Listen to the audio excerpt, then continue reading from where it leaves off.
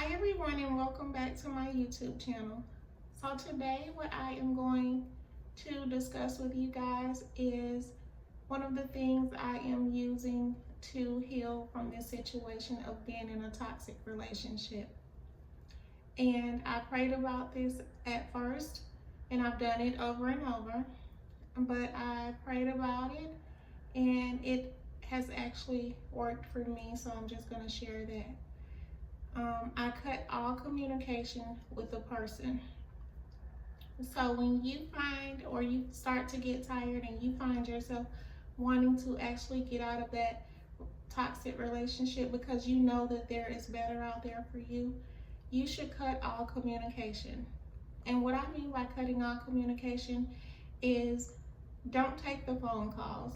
I actually block the person from my phone because I got text messages every morning, and that's just their way of staying in contact with you, so they can still have a hold on you. So I blocked the phone numbers. I stopped going to his social media to check out and see what he was doing or what he was posting. I no longer cared about that, so that's something I stopped doing as well. At first, I started, and I knew that I was going to have a hard time doing this. So I blocked the number, and I started to feel pain, like I longed for this man, and I missed the text messages and I missed the phone calls, but I sat in the pain. I laid in the pain. I cried a lot. I just endured the pain. I prayed and I asked God for strength, and He gave me that strength. And one day, it was about the middle of the day, I noticed that I was no longer like waking up in the mornings looking for that phone call or looking for that good morning text. I no longer needed that, and I no longer longed for that.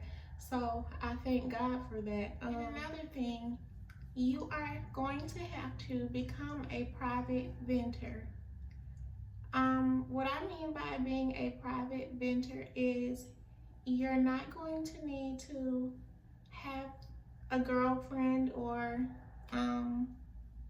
your mom that you call and you talk to about the pain that you're in or what you're going through. If you need to vent to God. That's the best person, because you don't want to slip up and fall and you're back in this relationship and everybody thinks that you are weak all over again. So be a private venter. Sometimes I pick up my phone and I text my girlfriend, and I don't actually send the text message. It's just getting it out, or either I write down what I feel at that moment. It's just getting it out. So yeah, be a private venter. Most of the times when you're going through something, you don't need another person that's going through the same toxic to vent to. And I say that because that person's only going to feed you the things that you need or the things that's familiar to them. It's going to make you long for that person even more, I guarantee you. Talking to a girlfriend or a friend or your mom, and that person's dealt with the same thing, or they're dealing with the same situations and they're not healed from it yet, those are the worst people to communicate with about this. Now, you can communicate with them about other things, but as far as healing and talking about holding conversations about what you're going through, they're the wrong people to be having conversations with. If you have a friend that is just straight up with you and they tell you the straight out truth, and every time you get off the phone, you're upset with that person. This person don't know what they talking about. She just want to see me miserable. She just want to see me alone. I guarantee you that is the right person that you're supposed to be talking to, because they've already gone through it. They've already experienced the pain, and they're going to give you the flat out truth. And I feel like the next thing is you have to learn who you are while you are in the pain. Like before all of this and before these type of men, I knew who I was. Like there was nothing that could stop me, but the different things that they told me and the things that I listened to, like nobody's gonna want you. When a man looks at you, he only sees sex, or nobody else is gonna want you after this, and just a whole bunch of different things. Right then they are trying to get in your head. And that kind of stuff does get in your head. You will start to question who you are. So like when you're in the pain, just know who you are, or begin to learn yourself over again.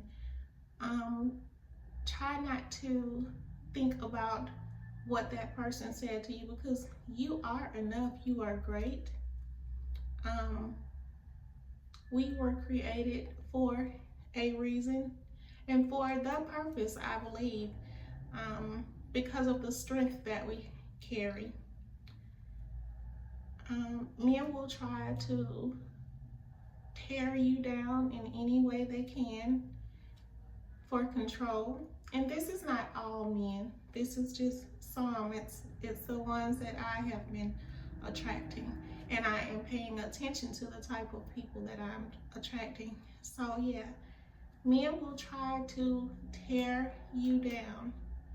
And we will stay connected to that man for so many years and be uncomfortable and smile in the front of people like we are happy, but we are so unhappy. Take note and think back of the situations that we put ourselves in, and ask yourself if you want to continue to be there. Because I was in a situation where I tried so hard to make it work, and I was actually getting played. Like we were still not, to me, not actually in a relationship, but he was still staying connected to me because he knew that I was connected to the source. I was connected to the hand, and that's what these type of men are looking for these days. Let me just say this, because I run into these type of people a lot. I've started to notice where men are actually meeting you, and the first conversation you have with them is what you do, where do you work, where do you live, can I come over? They have already decided from the first time they meet you. Some of us, they can tell that they are going to secure themselves. They're going to secure the bag. Life is going to be easy for them. So they've already started to ask questions that women used to ask men. So they're not hiding it anymore, like they are not interested in what we have, because they are. So yeah, they've started to ask, what do you do? Where do you work? That's a great job. Or okay, you live over there. Pay attention to those type of things in the beginning, because they're actually scoping out, you know, what type of person you are and how they're actually going to secure themselves. They're not looking for a relationship where they can be a husband. I've noticed that a lot of men are trying to secure themselves. So pay attention, take note. And let me just say this, because I don't ever want to leave God out of anything. I do try and respect people's religion, but I am going to say this because it's what helped me. You're going to have to get in your word, get in your Bible, and you're going to have to stay there because the devil is out here with new tricks. And before all of this took place, I actually didn't think he had anything for me.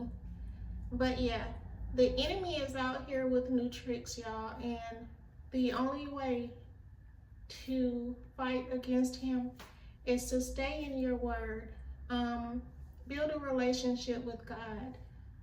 I have to say, it is worked for me. It is the only way and the only thing that has worked for me. All of this other stuff that they are giving you and telling you, I can't vouch for it. I can only vouch for what has helped me, and I believe it is the only way.